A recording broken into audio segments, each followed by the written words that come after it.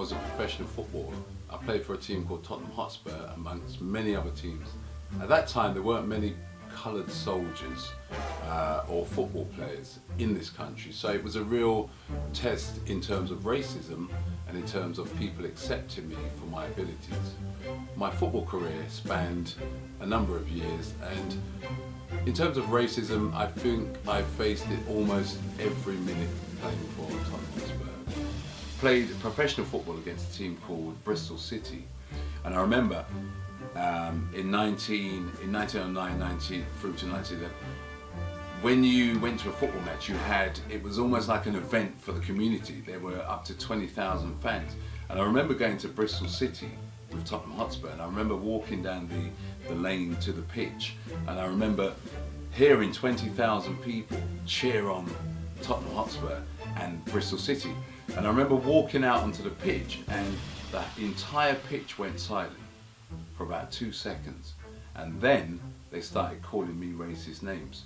But again, as we are in war, I continued to play, and I continued to play for that team even after that. So it shows some kind of strength from within, which I would be surprised if any other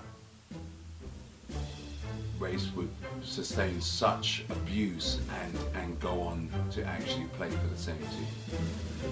Being an officer in the British Army, it doesn't mean that you don't face racism. It means that you face even more racism, because a lot of the men refuse to take orders from you until they identify your uniform, and then they still tend not to take orders. So it can be quite difficult as a coloured officer in any army, even the army today.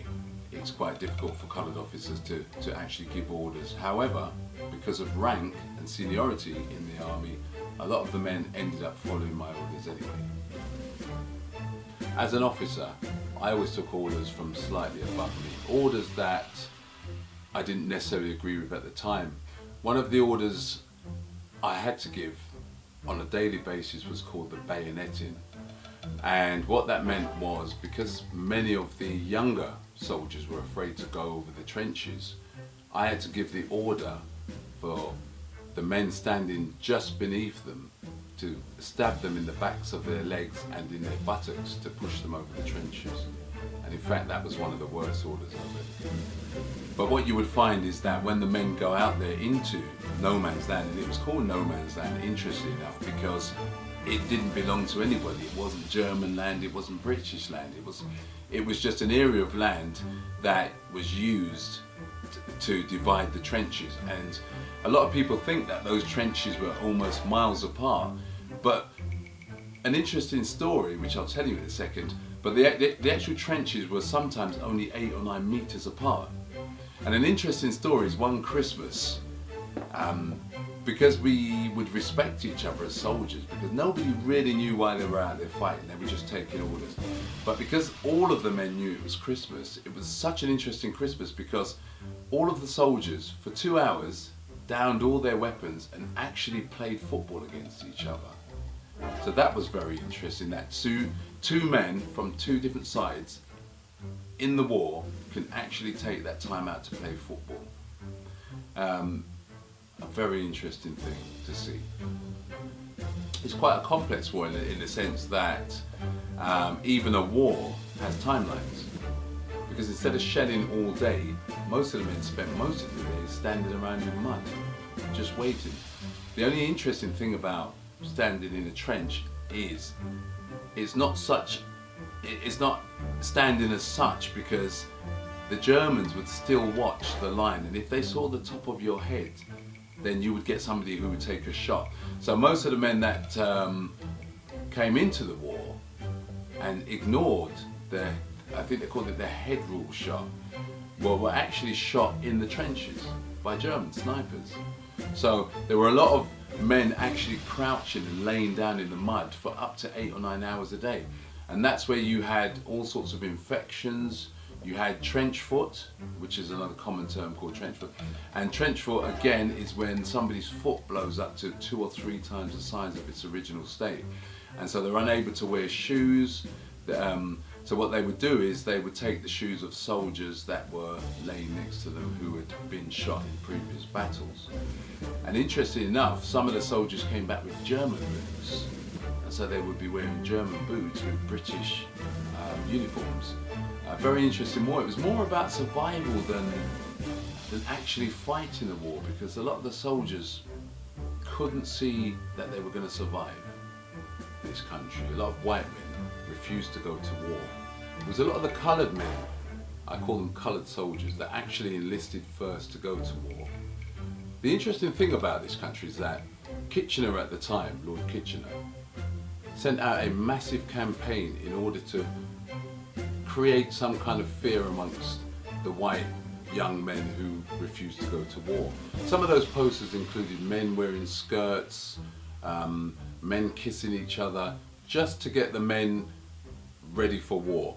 And a lot of those men that went to war purely because they didn't want to be called those names as suggested in the posters. Some of the soldiers who enlisted to go to war were, believe it or not, 14 years old.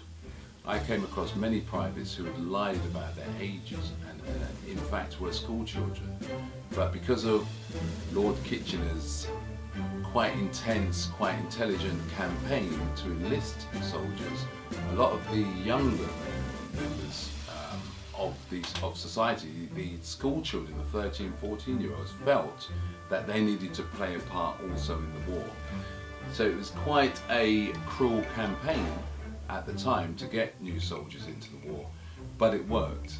And as a result of that, a lot of the soldiers who enlisted and actually died first of all in the war were very, very young. Some of them the ages of 13 or 14 years old, which in my opinion was far too young to be going to war for a country. So in terms of a lot of the information that has been lost on some of the coloured soldiers, who were in fact some of the first soldiers to go over the trenches and go over the top. And strangely enough, they used to say that the coloured soldiers were cool, and they used to say that they were over the top. And it's amazing how that term over the top has followed us through the generations, because it actually originated from a lot of the coloured soldiers who were cool enough to go over the top. A lot of these soldiers were given orders to shoot their own men if they came back into the trenches. That was another order I had to give once or twice. Very, very, very disturbing order. A lot of the men who didn't make it over the trenches were actually pushed over, and so they fought a war of fear, knowing that they were almost certainly going to die in the next 2 or 3 minutes. And in fact, if you survived longer than 5 minutes in the actual no man's land, you were considered almost a hero anyway. That's how much artillery was passing each trench. Trenches are made up of purely mud and wood, and as a soldier you will be trained to spend weeks, if not years, in the trenches. The trenches were infested with rats, also dead bodies, and also men, hundreds of men sat around shell-shocked, afraid of death.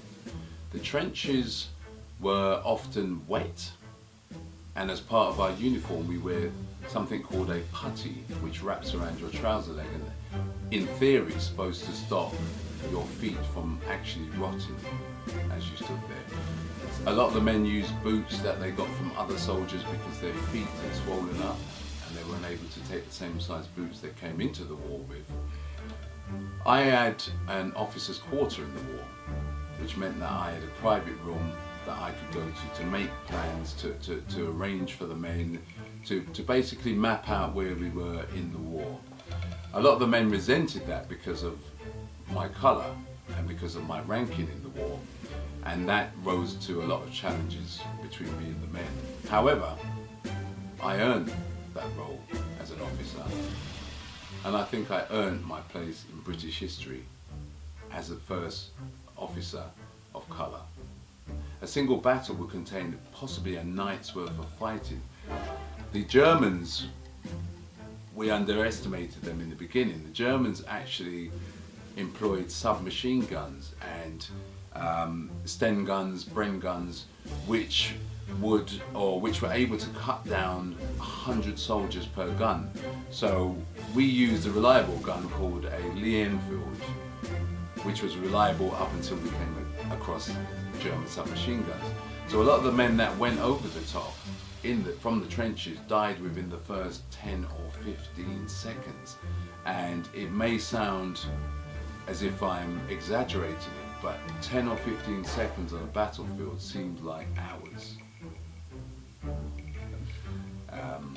A lot of the soldiers, because they couldn't accept the fact that there were colours fighting for the country, despite the fact that only a few months before that you would have signs on doors that said no colours were allowed, no dogs allowed, no Irish allowed. And this was deeply rooted in most of society at the time. So to be then taking orders from a coloured soldier, and in fact even looking around at the man next to you in the trench and seeing that he's a coloured soldier prepared to fight for Great Britain, it was very challenging for people that had the preconception that all coloured or all black people were, first of all, unintelligent, secondly, that they had no place in this country. And I think what the world did, what World War I did, is it actually showed that there was a place for coloured people in this country, and the hundreds of thousands of coloured people that actually fought and died for this country should be remembered in a much more special way than it is now. It's almost forgotten. To be honest, I think most of the letters from the coloured soldiers didn't really make it home. I think if we search back through history now, we can find thousands and thousands of letters from white soldiers back home. And in fact, there is no excuse for it, because the Royal Mail Service at that time, believe it or not, was actually faster than it is today. So when you sent a letter, it would get home in 2 days. And many of the men that I fought with, coloured soldiers, wrote hundreds and hundreds of letters each day. And it's just amazing that there are very few of those men that are remembered, and even less of those letters. I think history has a way of being very selective with how it remembers events that actually happened. History has a very good way of creating events and creating information that supports a different version of what really happened. Being an officer in this war, I saw firsthand some of the gruesome things that happened, and those were orders given by the British against the British. I saw men being shot in the trenches, I saw men being cut open in the trenches, I saw men being left to die when they could have been saved in the trenches. So in terms of history, I would like a truer picture of what it was really like in the war, not only for coloured soldiers, but for every man that went to war for this country. And I think every man deserves to be remembered, and I think every man deserves a medal just for fighting in this war. I would expect to be respected for my efforts in this war, whether or not I live or die. I would also like it to be noted the amount of coloured soldiers that fought for this country, a country that actually denied them an existence. I'd like history to look back at some point and teach young people that there were coloured soldiers, there were men who left their families to go to war, to fight an enemy that was already more powerful than them anyway. So the chances of returning were very slim. But those men left to go to war knowing that someday somebody would respect them for their efforts and fighting for this country.